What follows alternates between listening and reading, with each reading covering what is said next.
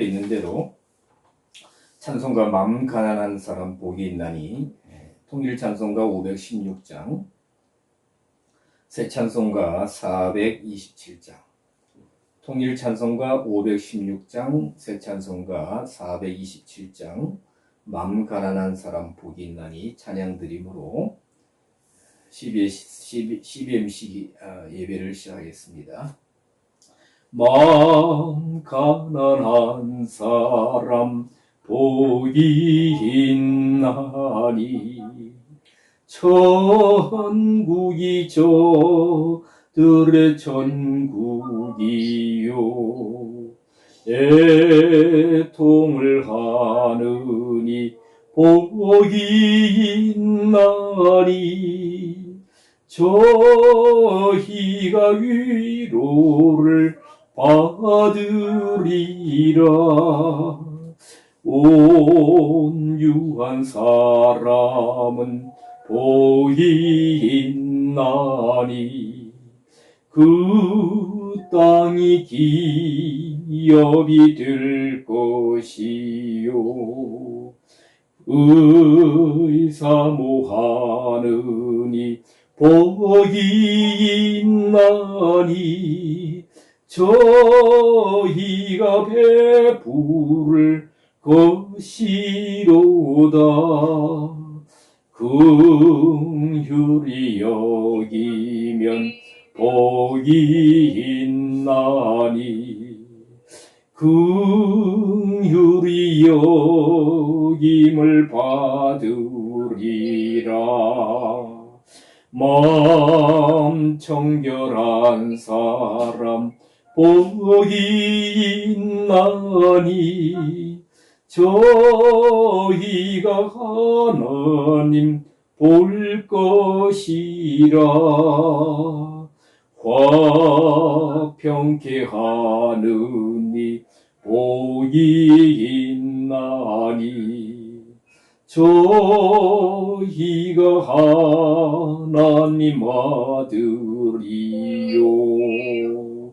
핍박을 받느니 복이 있나니 천국이 저들의 것임이라.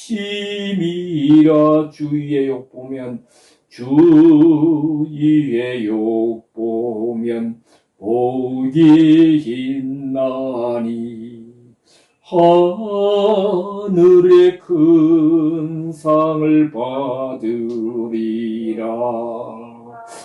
성부와 성자와 성령께 영광 영원히 돌리세. 할렐루야.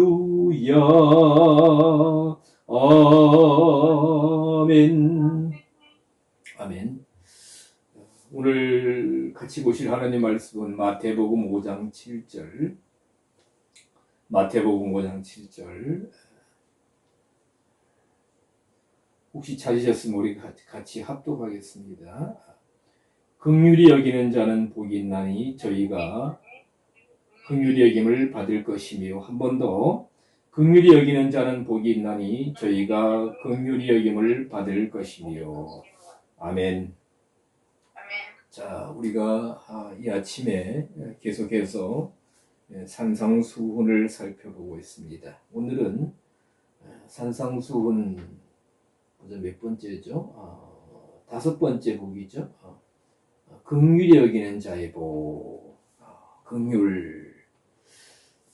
긍휼이 뭐냐? 이 긍휼히 여긴다라는 단어는 헬라어로 엘레에몬이라는 단어입니다. 엘레에 할 때 여기가 장모음이에요. 엘레에몬, 긍휼히 여긴다, 자비하다 이런 뜻을 가진 단어입니다. 근데 이 단어는 엘레에오라는 단어에서 왔는데 동정하다, 불쌍히 여기다. 불쌍히 여긴다라는 것은 그 대상에 대해서 조금 표현이 조금 뭡니까 그 사람의 상태에 대해서 좀 이렇게 표현이 좀 이렇게 매끄럽지 못할 수도 있죠. 불쌍하다. 조금 낮추어 볼 수도 있기 때문에 긍휼히 여긴다라는 단어가 더 적합하지 않을까 이런 생각이 듭니다. 우리가 그 전에 제가 들은 이야기입니다만은 지금은 우리나라의 복지가 많이 좋아져서 이런 여러 가지 어려움을 겪고 있는 저소득층이나 또 아니면 신체에 여러 가지 장애가 있는 분들에 대해서 사회적인 인식이 많이 달라졌습니다만 얼마 전까지만 몇십 년 전까지만 해도 그렇지 못했죠. 그래서 제가 그 전에 들은 이야기인데 어떤 그런 시설을 방문할 때에 이런 고아원이나 또 장애우들이 있는 시설을 방문할 때 가서 절대로 금해할 게 있다. 가서 불쌍하다 이런 마음은 있더라도 그것을 입으로 표현하지 말아라. 왜냐하면 굉장한 뭡니까 내적인 상처가 될 수 있다. 그런 이야기를 들은 적이 있습니다. 자, 긍휼히 여긴다, 자비다, 자비. 우리는 사실 자비라는 용어를 성경에 있지만 조금 꺼립니다. 사용하기가. 왜냐하면 불교에서 많이 사용하는 용어가 아닌가, 불교식 표현이 아닌가, 그렇게 해서 그런 의미에서 조금 사용하기를 꺼리지 않는가 싶은데, 우리가 갈라디아서 5장 22절 보면 성령의 9가지 열매가 나옵니다. 잘 알죠? 사랑, 희락, 화평, 인내, 자비, 양선, 충성, 온유, 절제. 인내와 충성, 온유, 절제 해가지고 인내와 자비 할 때 자비는 5번째로 나오는 성령의 열매입니다. 근데 여기에 갈라디아서 5장 22절 이하에 나오는 성령의 9가지 열매 중에 5번째 열매 자비는 크레스토테스 해가지고 오늘 긍휼히 여긴다는 엘레에몬이라는 단어와는 다른 뜻입니다. 자, 우리는 성경에 보면 구약에서부터 하나님은 인자하시다. 하나님은 긍휼히 여기신다. 하나님은 인애가 있으시다. 은총을 베푸신다. 그러면서 고아, 과부, 나그네, 약한 자 이런 대상을 하나님이 긍휼히 여기시고 불쌍히 여기셔서 도우시고 손길을 펴시고 보호하시는 하나님의 인자하심을 볼 수가 있습니다. 이런 하나님의 형상, 하나님의 공평과 의를, 공평과 의, 하나님의 이런 성품으로 이 사회를 통치했던 다윗 왕 같은 경우에는 사무엘하 9장에서 이미 다 망한 그렇죠. 사울 왕의 후손, 특히 맏아들 요나단의 아들 무비보셋, 그러니까 사울 왕의 손자 무비보셋 두 발을 다 절뚝이는 자기 할아버지도 죽고 전쟁터에서 아버지도 한날에 죽은 그 요나단의 아들 무비보셋을 정말 긍휼을 베풀어서 모든 토지를 회복시켜주고 시바가 다시 섬기게 하고 그리고 왕의 상에서 먹게 해주는 그런 역사를 볼 수 있습니다. 자, 누가복음 6장 36절에서는 예수님께서 너희 아버지의 자비하심 같이 너희도 자비하라 라는 말씀이 나옵니다. 여기서도 자비한다라는 단어는 오늘 본절에 나오는 긍휼히 여긴다는 단어와는 또 다른 단어입니다. 오이크티르 미온이라는 단어로 동정심이 있는 온유한 뜻을 가진 또 다른 단어입니다. 누가복음 6장 36절에 너희 아버지의 자비하심 같이 너희도 자비하라는 것은 35절에 보면 원수를 사랑하고 선대하라. 아무것도 바라지 말고 빌려주라. 그런 면에서 정말 모든 사람에게 원수까지에게도 이런 인자함을 베푸는 긍휼을 베푸는 여기서 보면 먹을 것을 공급하고 빌려주라고 했으니까 그런 문맥임을 볼 수 있습니다. 로마서 12장 1절에도 보면 하나님의 모든 자비하심으로 할 때는 또 오이크티모스 해가지고 아까 뭐예요? 성령 열매를 말할 때는 다른 또 맞습니다. 누가복음 6장 36절에 나오는 그 자비하심과 거의 비슷한 동정심이 있는 그런 뜻을 가진 단어입니다. 자, 그러면 중요한 것은 긍휼히 여기는 자는 복이 있다. 사실 우리가 하나님의 긍휼히 여기심으로 우리가 하나님의 자녀가 되었습니다. 하나님 백성이 되었고 구원 얻는 하나님의 자녀들이 되었습니다. 그런데 우리는 무엇을 어떻게 긍휼히 여겨야 할 것인가? 그렇죠. 긍휼히 여길 대상은 누구일까? 우리는 과연 하나님의 긍휼히 여기심을 지금도 받고 있는가? 우리는 또 이웃을 향해서 어떤 긍휼히 여김을 가지고 있는가? 그렇죠. 참 이 시대에도 보면 어느 시대나 어느 국가이나 경쟁 체계가 있는 어떤 어느 사회든지 간에 빈부의 격차는 있을 수밖에 없습니다. 여러 격차가 있죠. 빈부의 격차, 신분의 격차, 또 여러 가지 격차가 사회적인 여러 가지 격차가 있는데 성경은 무엇에 대해서 긍휼히 여기라고 하는가? 그래서 사실 오늘 보면 제가 이 엘레몬 형용사입니다. 중요한 것은 형용사인데 이 형용사의 유래가 된 엘레에오 이건 동사입니다. 이 동사가 어떤 경우에 신약 성경에서 사용되었는가?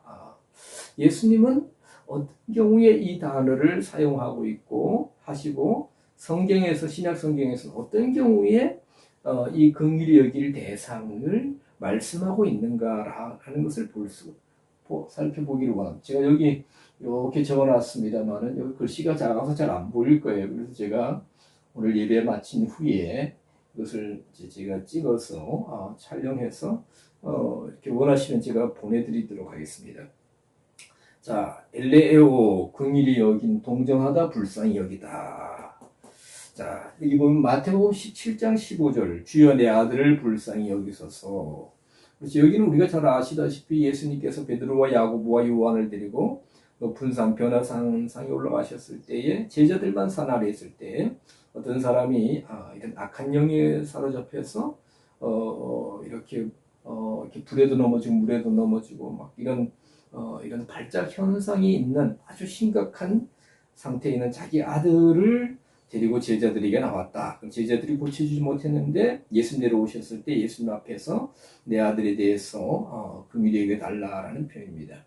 로마서 19장 15절 긍휼히 여길 자를 긍휼히 여기고, 그리고 16절 오직 긍휼히 여기시는 하나님으로, 18절 하나님께서 하고자 하는 자들을 긍휼히 여기시고, 여기에서는 선택해서 구원받는 하나님의 자녀로 삼으신다는 겁니다.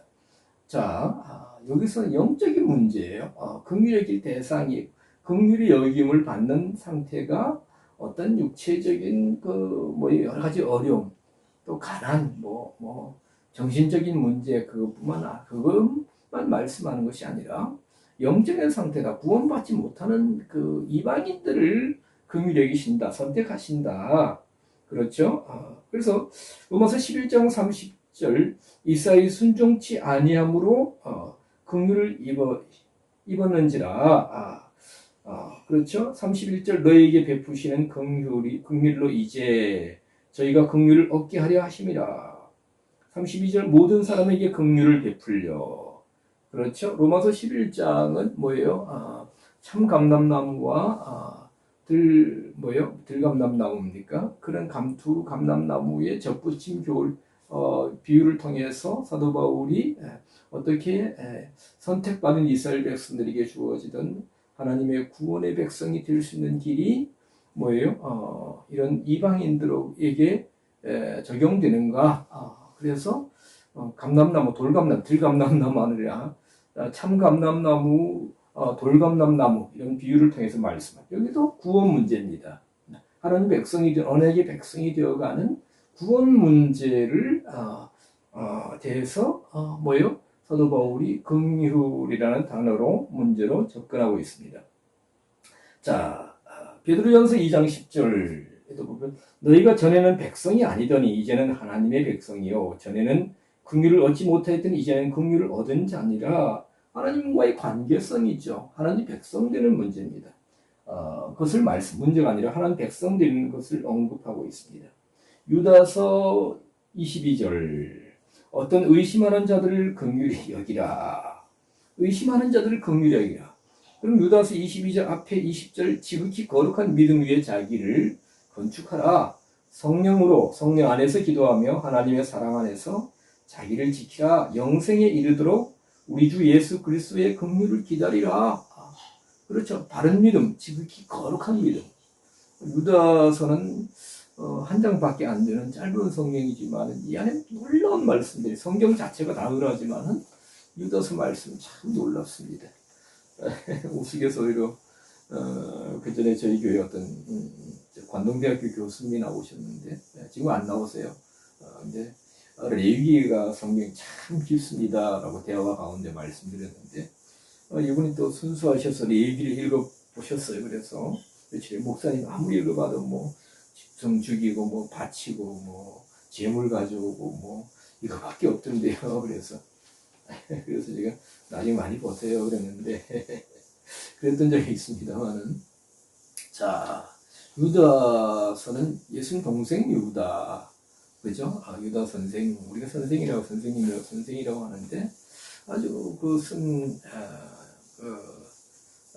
성경이죠. 아주 놀라운 말씀들이 들어있습니다. 특히 이단에 관한 잘못된 하나님 말씀의 본질에서 떠난 이들에 대한 여러 가지 이제 말씀들, 또 분별할 수 있는 말씀들이 있습니다만은 지극히 거룩한 믿음 위에 자기를 건축하라. 하나님과의 관계성입니다. 영적인 것을 언급하고 있다는 것입니다. 자, 우리가 긍휼히 여긴다. 우리는 지금까지 긍휼히 여긴다는 관점을, 즉 불쌍히 여기는 관점을 어떤 제가 앞에서 말씀드린 어떤 육신적인 환경적인 상태, 질병이든지 가난이든지 아니면 또 여러 가지 사회적인 여건상 조금 이렇게 어려운 처지에 있는, 고통당하고 있는, 자기 힘으로 헤어날 수 없는 그런 상태에 초점이 맞춰져 있지 않았는가, 그런 생각을 해봅니다. 그래서 긍휼을 육신의 상태, 성경에서는 아까 여기 우리가 용례들을 보았습니다만 어떤 육신적인 상태와 영적인 상태를 다 말하고 있습니다. 그러면 우리가 긍휼, 지금까지 우리 긍휼은 대상이 타인에게 좀 많이 이렇게 맞춰져 있지 않았는가 생각이 듭니다. 그러나 이런 산상수훈에 우리가 쭉 산상수훈을 지금까지 보았지만은 뭐예요? 모든 것이 뭐예요? 산상수훈은 예수님은 이 말씀들을 통하여 자신의 영적인 상태를 우선 first 먼저, 제일 먼저 점검하라는 것입니다. 살피라는 것입니다. 자각하라는 것입니다. 그래서 오늘도 우리는 이 긍휼히 여긴다라는 단어, 긍휼히 여긴 이 단어를 우선 제일 먼저 자신에게 초점을 맞춰야 될 줄 압니다. 자신을 긍휼히 여겨야 됩니다. 물론 타인을 긍휼히 여겨서 우리가 정말 따뜻한 마음을 가지고 나누어주고 또 교제하고 가까이 다가가는 것도 좋습니다. 물론 그래 한 것도 꼭 필요합니다. 이것이 또 전도의 귀한 또 동기가 되기도 합니다. 우리가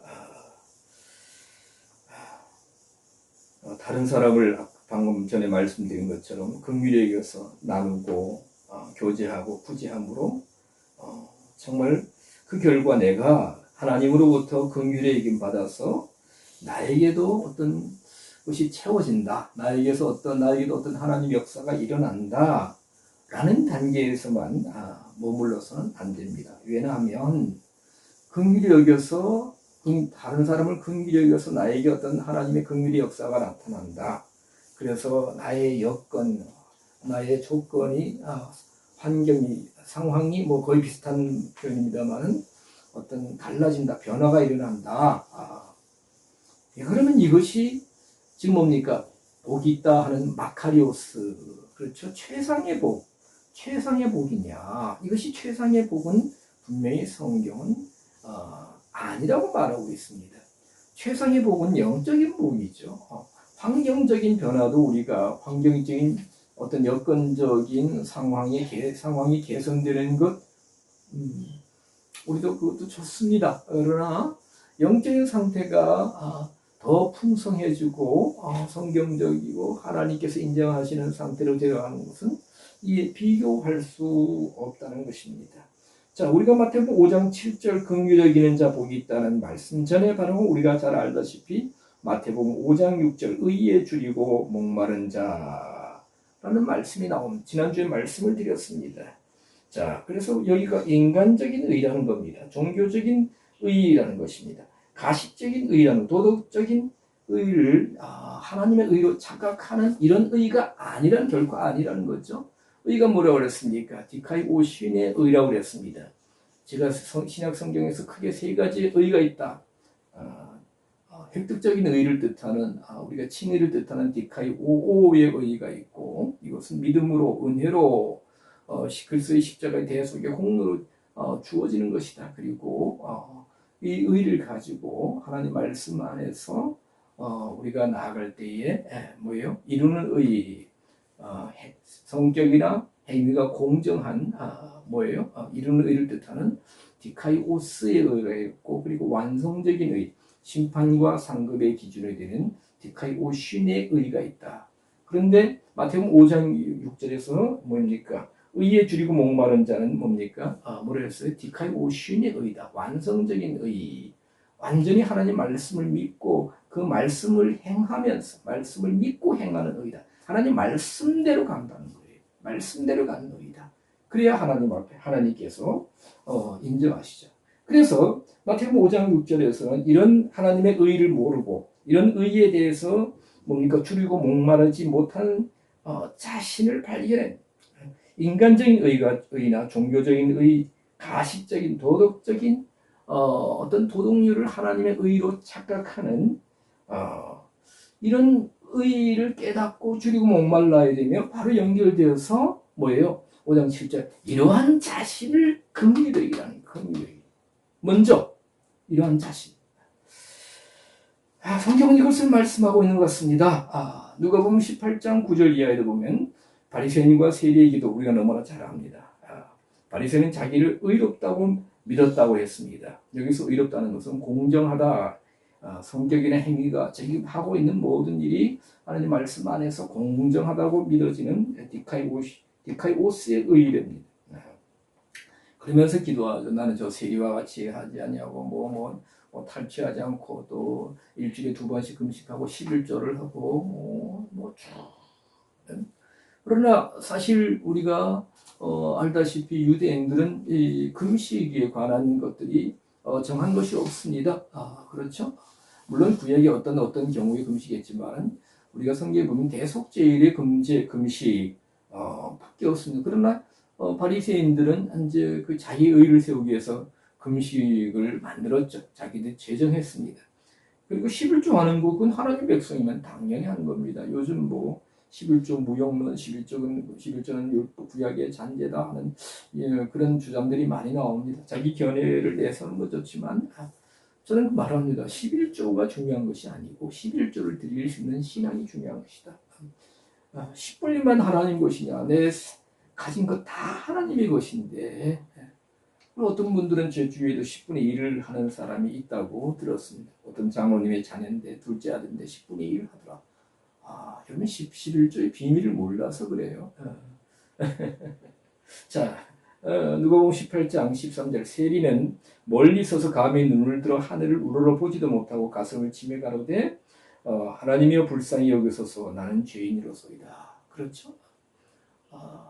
세리는 못된 사람들이죠. 그때 당시에 못된 사람들입니다. 그런데 하나님 앞에 가슴을 치면서 불쌍히 여기옵소서. 이것이 자기 자신을 긍휼히 여기는 겁니다. 자, 이사야 64장 6절 우리의 의는 다 더러운 옷 같으며 그렇죠? 우리가 하나님의 의를 사모해야 되는데 우리가 하나님의 의를 행하지 않고 자기 의를 행한다. 로마서 10장에도 보면 여기 찾아놨습니다만 내가 증거하노니 저희가 하나님께 열심히 있으나 지식을 좇은 것이 아니라 하나님의 의를 모르고 자기 의를 세우려고 하나님의 의를 모른다는 거예요. 자기 의를 세우려고 힘써 하나님의 의를 복종치 아니하였느니라. 로마서 강해가 있습니다. 이렇게 그 페이스북에도 보면 로마서 읽기 뭐 이렇게 많이 이렇게 올라오는데 로마서에는 행하다는 단어가 여러 단어가 나옵니다. 모든 신약성이 다 그렇지만 그리고 죽다라는 단어도 여러 번 나오고 여러 단어가 교차적으로 나오고 의도 여러 단어가 교차적으로 사용됩니다. 이런 단어의 의미를 좀 더 면밀하게 세밀히 살펴서 그 단어들의 의미가 무엇인가 행하다, 특히 행하다, 죽다라는 단어 참 많이 나오잖아요, 그죠? 율법에 대해서 죽었다, 뭐뭐에 대해서 죽었다, 그렇죠? 의. 로마서 8장 26절인가 보면은 의라는 단어가 각각 세 단어가 다르게 나옵니다. 로마서 8장 여기가 아니고 어디인가요? 26절이 아니고 어디인가 제가 그 전에 찾아놨는데 이건 나중에 한번 제가 알려드리겠습니다만 어디 있는데 죄송합니다. 로마서 8장 26절은 아닙니다. 그런데 의라는 단어가 세 번, 의롭다 뭐 하는 단어가 세 번 나오는데 각각 다른 단어가 사용됩니다. 근데 이런 단어들을 의미를 바르게 해석하지 않고 적용하면 그저 두리뭉실하게 넘어갑니다. 로마서 3장 26절 곧 이때 자기의 의로우심을 나타내서 자기도 의로우시며 또한 예수 믿는 자들을 의롭다 하려 하심이니라. 여기 의롭다 하는 단어 세 번 표현 나오는데 다 각각 다른 단어가 사용됩니다. 언제 기회가 되면 한번 말씀을 드려야 되는데 참 안타깝습니다. 로마서 3장 26절입니다. 자, 유대인들이 하나님께 열심히 있습니다. 열심히 있어요. 우리도 열심히 있죠. 사실 보면 우리 한국교회는 참 열심히 있습니다. 다른 교회다, 다른 나라들보다 참 열심을 넘어서 특심이라고 합니다. 그러나 하나님의 뜻을 알고 행하는 것이 더 중요합니다. 더 바르게 알고 다 하나님의 뜻을 안다고 합니다. 물론 하나님의 뜻을 어느 정도는 압니다만 우리 모두가 하나님의 바른 뜻을 과연 얼마큼 알고 있느냐. 하나님의 의를 모른다고 사도 바울은 당시에 누구에게 그 기라성 같은 종교 지도자들, 바리새인들, 뭐 이런 그 율법학자들, 서기관들 다 향해서 하나님의 의를 모르고 힘써 자기 의를 세우려고 했다. 우리의 모습은 어떻습니까? 이런 자기 자신을 긍휼히 여겨야 한다는 것입니다. 그래야 할 때 그 하나님이 긍휼히 여기시고 뭐예요? 하나님께서 하나님의 의를 깨닫게 해 주실 것이다. 영적인 상태가 점점 더 하나님과의 관계성, 또 하나님 예비하신 것들이 어떤 주어질 것이다. 긍휼히 여김을 받을 것이다. 우리가 하나님이 긍휼히 여기신다. 그렇죠? 그럼 망해가는 또 상태에서 망하는 상태에서 또 신약에서도 예수님 불쌍히 하나님 또 구약에서 하나님 불쌍히 여기셨을 때 구원의 역사가 나타나고 어떤 놀라운 역사가 나타났습니다. 우리는 지금까지 살아오면서 예수님 말씀하신 것처럼 자기 눈에 들보는 보지 못하고 다른 사람 눈에 티는 밝히 보는 그런 상태는 아닙니까? 영적으로 적용한다면 타인을 향해서 우리가 매의 눈을 가질 것이 아니라 자신을 향한 매의 눈을 가져야 할 것입니다.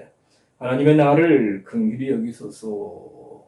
어떤 면요? 물론 환경적인 면에서도 우리가 이렇게 요청할 수 있습니다. 소경 바디메오도 그리고 성경에 나와 있는 신약 성경에 여러 사람들이 다윗의 자손 예수 그리스도요 하면서 나를 긍휼히 여겨달라고 했습니다. 그러나 우리는 그 무엇보다도 하나님의 의, 진정한 의를 모르는 자기의, 도덕적인 의, 종교적인 의 대신 하나님의 의를 깨닫고 그 의를 행함으로 의롭다 함을 얻기를 소망하는 그런 간절한 마음을 가지고 나의 영적인 문제 때문에 하나님과의 관계성 때문에 뭡니까? 하나님과 멀어져 있는 하나님과 관계에서 정말 하나님께로 더욱더 가까이 가지 못하는 또 하나님과의 관계를 진정 회복시키지 못하는 그런 자신의 상태를 깨닫고 긍휼히 여겨달라고 주님께 기도하겠습니다. 먼저 자기 자신을 긍휼히 여길 수 있는 오늘 하루가 될 수 있기를 우리 주님 예수 그리스도 이름으로 간절히 축원합니다. 기도하겠습니다. 하나님 감사드립니다. 오늘 짧은 시간 말씀을 나눕니다.